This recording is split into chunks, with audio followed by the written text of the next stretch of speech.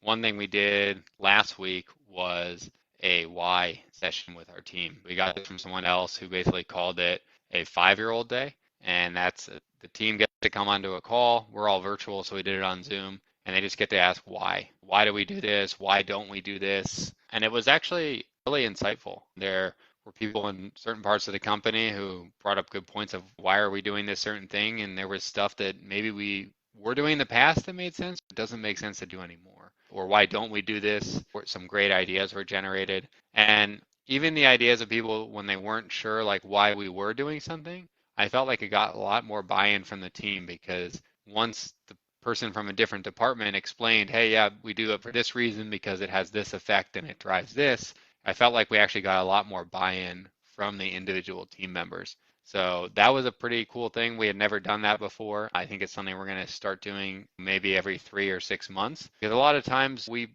set stuff up and then we build a process and it made sense at the time. And then we have someone running that process and we forget about what the process is and we forget about things that are changing or that we put that process in place. So it's good to have someone who's on the ground executing that process bring it up and say, hey, is this still the right thing to do? Why are we doing this? So that was a really helpful thing that we did last week. Some other things that we've been doing as well is assigning leads on the acquisition side for leads that are hot or warm. So hot leads we define as someone who wants to start the process of selling in the next 30 days, and warm is someone who wants to start the process of selling in the next 31 to 60 days. Previously, everything was like a free-for-all, and I realized that was a mistake. That was a bad model. So we've gone back to assigning those hot and warm leads. In a time where there's fewer discount cash transactions happening, I feel like building relationships, not that it wasn't important before, it was, and frankly, we should have done this before and it was a mistake, but it's even more important now. So that's one thing we've been doing. It's really also helped us clear out the CRM because now that people are taking ownership of something that assigned to them, they may decide, hey, this doesn't really belong as a hot lead. This is a cold lead. I don't want to follow up with this guy. What we have it said is you have to follow up with a hot lead and make contact, as in have a conversation with them, not just call them every 10 days. And a warm lead, you have to make contact with them every 20 days. So the way we set it on our system to kind of have the best of both worlds was the system tracks the last time contact was made. And for example, if you take a hot lead, you're supposed to make contact every 10 days. It's assigned to you. If you don't make contact in 10 days, it goes back into the free-for-all bucket, and then anyone can take over that lead. So it really encourages the acquisitions team to stay on top of their leads and make that every 10 days, or decide, hey, this isn't really a hot lead. It belongs in warm where I have to make contact every 20 days. And if they don't do what they're supposed to do, or they're not able to get in touch, boom, then it goes back to the free-for-all. So I'll keep everyone posted how that goes. I think it's a good plan. Time will tell, but it certainly is helping us clean out stuff in our CRM that really doesn't belong in hot and warm.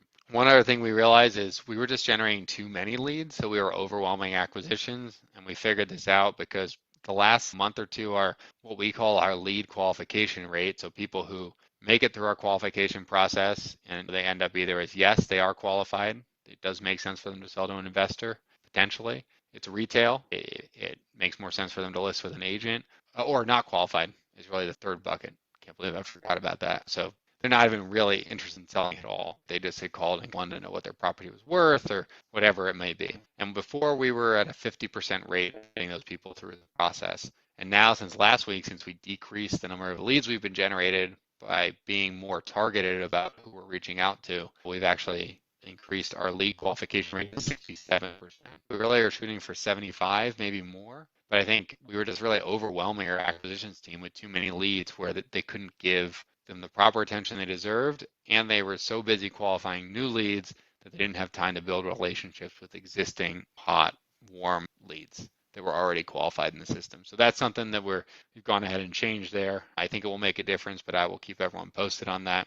The last thing that we've done that's really made a big difference is remarketing to our existing leads in the system. I don't mean just having some drip campaigns in the CRM. What we've done and really the future of what we're rolling out and seems to be working is, let's just say a new lead comes into the system, acquisitions team calls it for 10 days. If they're not able to get in touch with it, then it's no longer an acquisitions responsibility. It goes back to marketing. So it goes back to a cold calling campaign, it goes back to an SMS campaign.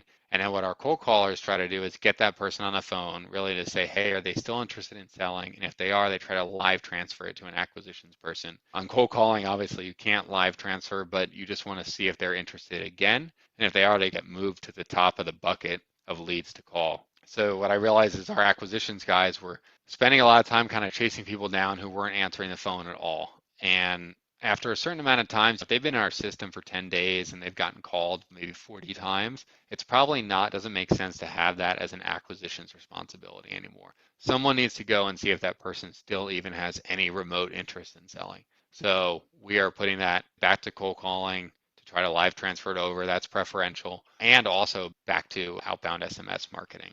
And some other things that we're putting in that remarketing as well. So not just the new leads, but let's say, for example, cold leads, and we'll take cold leads that we're supposed to make contact with cold leads every 30 days in the system. Let's say that it gets to 40 days and we haven't actually made contact with a cold lead.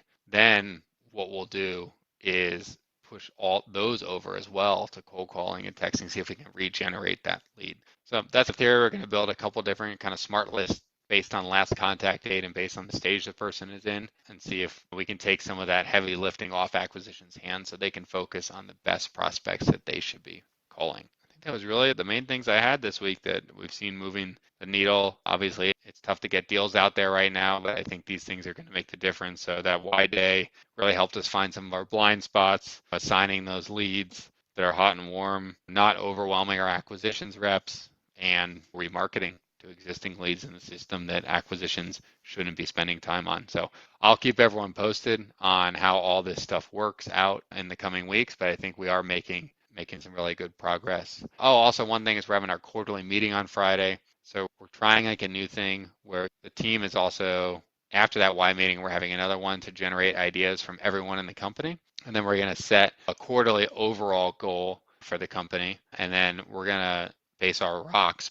use a lot of those ideas to create our rocks to drive up to that quarterly goal. And the theme is really going to be simplicity here. I think in the last quarter, we got a little too far ahead of ourselves. Just there's too much fluff in the rocks. So now we're really focused on what is like the things that are going to drive the biggest impact. And we're really going to focus on impact on revenue. And if it doesn't drive whatever that goal that we set is for the quarter, it's not going to become a rock for this quarter. So we're really tightening up on that, and hopefully that should make a big difference. Thanks everyone for tuning in. I will keep everyone posted. I'll continue to do these, share what's going on in our world, and would love to hear if anyone is doing some stuff that's working for them. It's tough out there to get deals, but I think they're still out there, and I think we're going to see something shifting in the market in the coming months.